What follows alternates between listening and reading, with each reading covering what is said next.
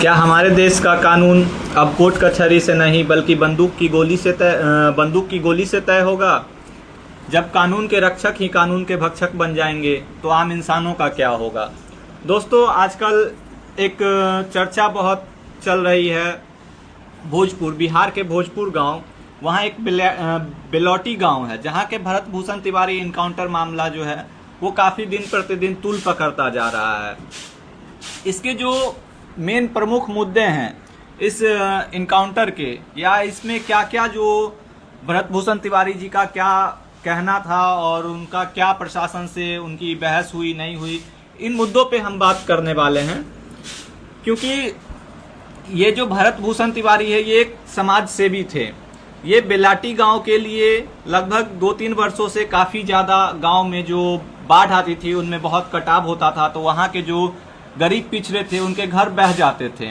वो सामाजिक मुद्दों को लेके कई बार प्रशासन से मिल भी चुके थे, कई बार अपनी राय भी दे रखे थे। वो उन सब चीज़ों से इरिटेट हो चुके थे, तब जाके उन्होंने हथियार उठाया था। और हथियार भी उठाया तो ऐसा नहीं कि उन्होंने प्रशासन पे कुछ गोलियां चलाई या कुछ प्रशासन के अगेंस्ट करा। जब पहली दफ़ा प्रशासन उनके घर पे पहुंचती है तो वो हथियार दिखा के बस वहां से प्रशासन को वापस जाने के लिए कहते हैं। वो भी इसलिए क्योंकि वो बहुत ज़्यादा इरिटेट हो चुके थे। प्रशासनिक मदद मांगते मांगते गांव की विकास के लिए, सड़क के लिए, गांव में जो हर साल बाढ़ आती है उनके लिए, तो इन सब चीज़ों से वो काफ़ी इरिटेट हो चुके थे। इसी वजह से वो प्रशासन को वहां से जाने के लिए कह रहे थे। प्रशासन का कहना है कि वो मानसिक विक्षिप्त थे। अगर भरत भूषण तिवारी मानसिक विक्षिप्त होते तो वो उस टाइम भी प्रशासन पे गोली चला सकते थे। पागल इंसान तो कुछ भी कर सकता है, उसे क्या पता कि सामने प्रशासन है या आम इंसान है। अगर गोली चलाना ही था उनको तो वो उस टाइम भी प्रशासन पे गोली चला देते। जिसके बाद ये मुद्दा तुल पकड़ा, वीडियो वायरल हुई। उसके बाद बिहार पुलिस को, भोजपुर पुलिस को ऐसा लगा कि बात उनकी ईगो पे आ गई है। और जब ये बात उनकी ईगो पे आई तो उन्होंने भरत भूषण तिवारी पे सरेंडर करने का दबाव बनाया। भरत भूषण तिवारी, अगर इसके बाद इन लोगों ने कुछ छल किया या झूठ मूठ का कुछ ऐसा भी कुछ भी किया तो समाज और देश के लोग आप समझना इसके बाद कि ऐसे लोगों का क्या इलाज करना है। हथियार इनको दे दिया गया।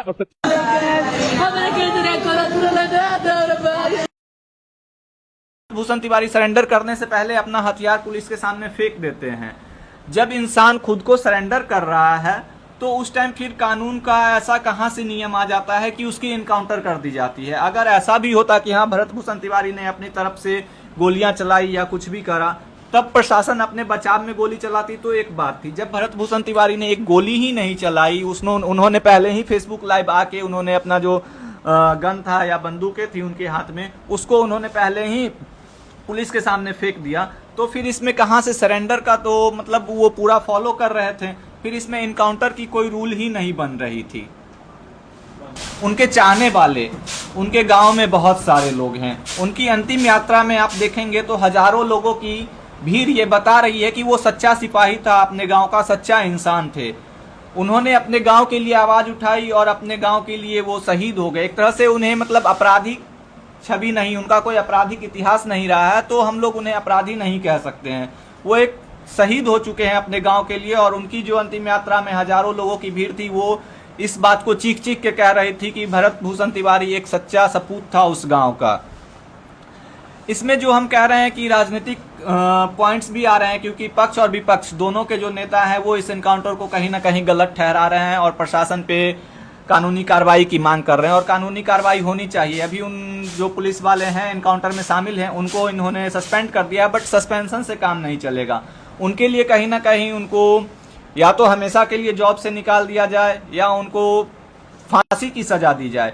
क्योंकि किसी सच्चे नागरिक को आप इस तरह इनकाउंटर नहीं कर सकते हैं। अश्वनी चौबे जी का बयान आया है इस कांड पे, श्री विजय सिन्हा है उनका बयान आया है इस पे, बहुत सारे नेता, तेज प्रताप यादव है उनका बयान आया है इस पे। और आज हमारे माननीय मुख्यमंत्री जो हैं उन्होंने भी इस पे ट्वीट करा है और उन्होंने भी बोला है कि इस मामले की कानूनी जांच होगी और उसके बाद जो भी दोषी होंगे उन पे कार्रवाई की जाएगी। तो देखते हैं इस केस में आगे क्या रिजल्ट निकल के आता है और कोशिश करेंगे कि ये मुद्दा दबे ना, क्योंकि बहुत सारे मुद्दे ऐसे आए हैं बिहार में जो राजनीतिक प्रेशर की वजह से दब गए हैं। और जब से सम्राट चौधरी ने इस सत्ता को संभाला है तब से इनकाउंटर का तो काफ़ी बोलबाला चल रहा है। हर 2-4 दिन पे कहीं ना कहीं इनकाउंटर हो रहे हैं। बट वो इनकाउंटर भी अपराधी लोगों की होने चाहिए। अभी भी 2-4 ऐसे केस हैं जिनमें पुलिस अभी भी बोल रही है कि 48 घंटे में अपराधी को पकड़ लेंगे, लेकिन अपराधी अभी भी 48 घंटे के बाद भी उनकी गिरफ्त में नहीं आए हैं। तो प्रशासन को उन सब चीजों पे ध्यान देना चाहिए, ना कि ऐसे सच्चे जो अपने गांव के लिए आवाज उठा रहे हैं उन लोगों को मारकर प्रशासन क्या साबित करना चाहती है, ये देश की जनता या बिहार की जनता जानना चाहती है। भरत भूषण तिवारी को न्याय मिलना चाहिए। उनकी मां को, उनके परिवार के लिए काफी सहानुभूति है लोगों में, और ये केस दबनी नहीं चाहिए। ऐसे ही हम लोग सोशल मीडिया पे आवाज उठाते रहेंगे। जय हिंद।